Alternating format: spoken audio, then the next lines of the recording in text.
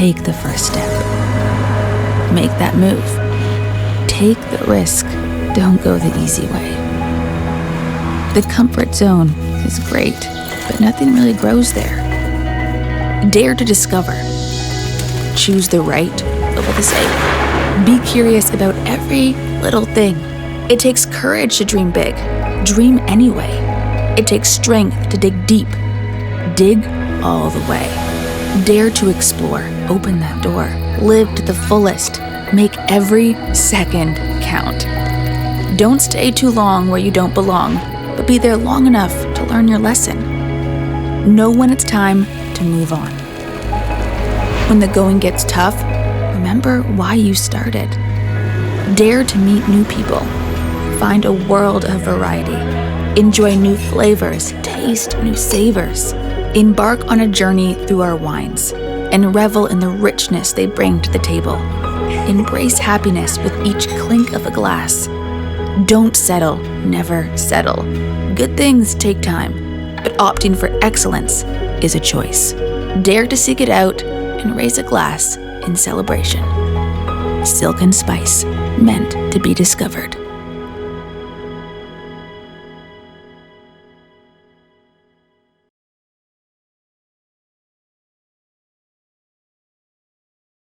It's going to be quite tough to follow those four, especially as I'm not going to talk about the ocean at all. So for me, my boyhood dream, like the previous speaker, was to be an explorer. And my inspirations were people like Amundsen, Hillary, and Armstrong. The ability to go somewhere that nobody had been, and more importantly, nobody had even mapped. So when Amundsen first went to the South Pole, the map of Antarctica was a blank sheet of white paper. And I wanted to have the opportunity to do something like that. So I became a diver accidentally. I never intended to be a diver. I started out as a caver, exploring dry caves. And the thing with dry caves is you follow the journey of the water as it flows through the cave. And the way caves form, it tends to flow downhill. So eventually you come to waterfalls, so you have to learn to use ropes to descend them by rappelling. The homeward journey involves climbing them through single rope technique. Then you might find a vertical section where you have to climb that wall, maybe with aid climbing, with ladders, with bolts. Eventually you'll find the water source, and then you're into a river. You might be wading in it, then swimming in it. You might take inflatable boats, but eventually that river touches the ceiling and you're in the realm of the cave diver. As a dry caver and a climber and a mountaineer, I was working in a camping shop, and somebody came in and said, "We've got a talk at the local university. Can we put this poster up?" And it was a guy called Martin Farr. He wrote the Bible of cave diving. It's called The Darkness Beckons. It's the history of cave diving from 1940, when the first cave dive was made in a cave in the UK called Wookey Hole, with a brass helmet, standard dress, right through to the explorations that are done to this day by pioneers such as Kirill, who's in the audience, and Rick Stanton, and others like them. So about, 2012, I went to a conference like this one in Slovenia, and I gave a speech on my current cave explorations, and in the audience was one of my greatest mentors, a guy called Bill Stone. Bill Stone is one of the pioneering cave explorers of our time. He spent the last 3 to 4 decades doing 3-month-long expeditions in the southern mountains of Mexico, above the city of Oaxaca, to try and piece together the journey of the river from the surface in the cloud forests on the mountains to where the water comes out in the river at the base. Now, this block of limestone in that area of Mexico is the deepest vertical block of limestone anywhere on the planet. And at this point, nobody has connected the top to the bottom, but the water from the top does connect to the bottom. And after my speech, Bill came up to me and said, "I want to have lunch with you because I want to invite you on a trip." And 2 years later, after much training, I was out in the jungles above Oaxaca on a project called J2. Now, some people complain about carrying their 12-liter cylinder or their doubles or their rebreathers 100 meters or 200 meters from the car to the dive site. This photograph here is myself looking very skinny because I'm normally 75 kilos. At the end of this project, I was 65. The project was 3 months long. And where we are here is what's called Camp Free. Now, if you think how they climb Everest, they don't go straight to the top. They go up to Camp 1, acclimatize. A team resupply it with food and fuel. They come back to base camp to gather more supplies, go back to Camp 1, then they leapfrog up to Camp 2, repeat that whole process, and then Camp 3, and then Camp 4, and finally, they have enough equipment and personnel and acclimatization on the mountain to make a bid for the summit. These caves in southern Mexico are Everest upside down. And actually the parallel is good because the distance from the Rombok Monastery in Tibet all the way to the summit of Everest, horizontally and vertically, is the same as the distance from the entrance of J2 to the dive site. So Camp 3 here is 10 kilometers from the entrance. The entrance is 1 kilometer through primary rainforest in the jungle, and the base camp that we come from is on the top of the mountain, 2 days' journey by mule to get to that point. So what we've done with a team of 50 people from 15 nationalities, the majority of which Polish, hence the name of the cave, J2. Polish for cave begins with J, and it's the second cave they find. They go with machete through the jungle until they find an entrance. They try the entrance. Is it a cave? Is it just a gully? And eventually find an entrance. So this camp was set up over the first expedition trip underground. So we went to this point. It took 19 days to get to this point, to resupply it, and to return back to the entrance. So you're 19 days without sunlight. You're 19 days on rehydrated foods. You're carrying multiple 25-kilo bags from point to point and return, and point to point for 8 or 9 hours a day. And this is where you live. It's a small muddy chamber. The white barrels contain everything you need: your sleeping bag, your personal effects, half a toothbrush, a little bit of toothpaste, food supplies, etc.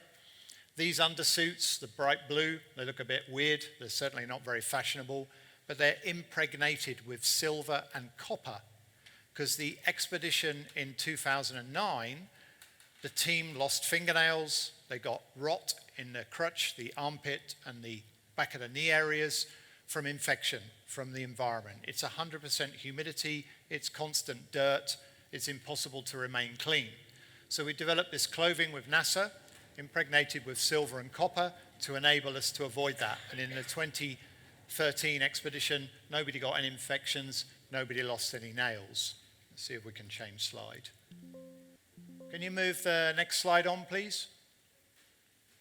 So, a very famous poet, Samuel Coleridge, wrote a poem, "In Xanadu did Kubla Khan a stately pleasure-dome decree, where Alph the sacred river ran, in caverns measureless to man, down to a sunless sea." So for me, this is my ocean, and this is my ocean tale. This is the first flooded section. It's the second flooded section, sump 2, because the first one can be bypassed by climbing over it. So the first time we need to dive is at this point. This is about a day's journey from the previous photo, Camp 3. And here, there's not even a dry land. The cave never gets any easier. It never makes life easy for you. So we take one of these sleeping platforms used by mountaineers, like in the movie Free Solo, to sleep on cliff walls, like in Yosemite, but we use that as dive base. So you rappel by rope down onto this base, you build your rebreather, you do your rebreather pre-dive checks, you pack the bag with food and fuel and every other necessity to explore beyond, and eventually 2 divers are ready at this point and can leave for a 200-meter long, so very basic cave dive, 200 meters long, 20 meters deep, but you're now 12 kilometers horizontally and 1.2 kilometers vertically into the earth. On passing this point, you come back to dry land. There is then a third flooded section, but there's a way to go around and over the top of it, a bypass as we call it. And once myself and Marcin Gala, my partner, we dived from here, just 2 of us, reached the other side, And then you have to disassemble everything, including the rebreather, take it down to its base components, put everything in waterproof tubes and carry it with just the two of us another kilometer through cave, which is not a flat path, and eventually get it to sump 4. And sump 4 was where my childhood self, wishing to fill in the blanks on a piece of paper that had no map to explore new territory, began. And that was our dream and our goal. Next slide, please. Back one. Thank you. So this is Marcin on the left. I spent 9 days between sump 2 and sump 4 with him. So I can honestly say it's probably the closest relationship with any other human being that I have had or am ever likely to have. And we never fell out once.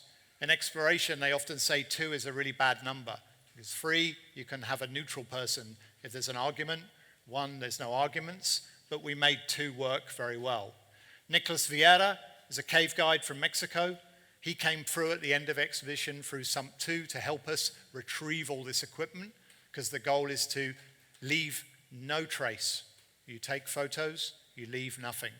So this all signaling 4 is we're all at Camp 4, a very remote place. It's beyond 200 meters of diving. It's 12 kilometers into the earth horizontally, and it's 1.2 kilometers under the earth vertically. And this trip to get to this point and exit back to the surface took 21 days. With a 5-day resupply, that meant on this trip we spent 45 days under the earth, or 1,000 hours. And the camaraderie that is built by this process, along with the other 52 people and the expedition leader, Bill Stone, that made this happen, is for me what has driven me through a 35-year career of exploration, diving, and more importantly, sharing that with others, inspiring the next generation. I started this journey as a PADI open water diver 35 years ago in a single tank and a wetsuit, and I returned to that with Alex and the rest of the team last week with a single tank and a wetsuit in the Azores. And it's maybe 20 years before I used such equipment. Kirill found that terrifying, so did I, but it was absolutely beautiful. The passion is about the dive, and the passion is sharing the dive and talking to you guys about the dive. Next slide, please. This is my last one. I only had a few pictures. It's a very basic photo. It's compared to some of the photography you've seen in the exhibit here and from Alex. It's not even very good quality, but this is the edge of the headlamp of Marcin. He's looking at me, and my eyes are wide because I've just pulled the hood away from my ear, because after 600 meters of laying line in Virgin Cave, taking the wrong direction several times and eventually finding the way through this flooded tunnel 12 kilometers from the entrance, we managed to find a way up to surface. And we surfaced, maybe disappointingly, in a little dome about the size of the trunk of your car. And we're like, is this it? 3 months, 21 days, and we got this little bell? And Marcin is filming, and he's laughing, and he says, move your hood. And I move my hood, and all I can hear is the fall of water, the roar of a waterfall, the way on. So we take off the rebreather, pass it to Marcin, he holds it. We duck under. There's a little gap of about this between the ceiling and the water. We duck under and come up, and then follow the river, and it's literally just pouring down into the mountain, continuing that journey of the river deeper into the earth. So this is one of the most remote places that I've ever been. In my eyes, and it's a personal opinion, this is true exploration. No ROV, no AUV, no surrogate, no drone, no satellite can take a picture of this place before a human being goes there themselves through hard work, toil, and teamwork, and sees what is there, a new part of our planet. And that was my ocean tale. Thank you.